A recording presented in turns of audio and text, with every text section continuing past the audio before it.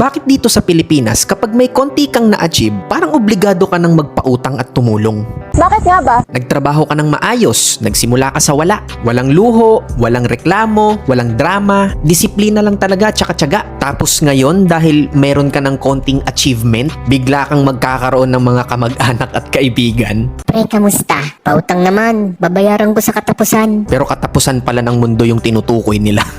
Ang masaklap, may utang pa silang hindi pa nababayaran, mangungutang ulit ng panibago. Kapag tumanggi ka, napakasama mo ng tao na para bang wala kang nagawang tama sa kanila. Nagbago ka na. Ang yabang mo na. Di ka naman ganyan dati. Pero ang totoo, di ka naman nagbago. Natuto ka lang magkaroon ng boundaries. Natuto ka lang na respetuhin ang sarili mo. Hindi naman kasi utang lang ang sukatan ng malasakit at hindi ka selfish dahil marunong ka nang tumanggi. Kaya lang naman nila nasasabing nagbago ka na ay dahil hindi ka na convenient para sa kanila. Hindi ka na nila mauto, hindi ka na nila mapakinabangan, at hindi ka na nila maabuso. Tandaan mo to, hindi mo obligasyong magpautang at tumulong lalo na sa mga taong wala namang naiambag sa buhay mo.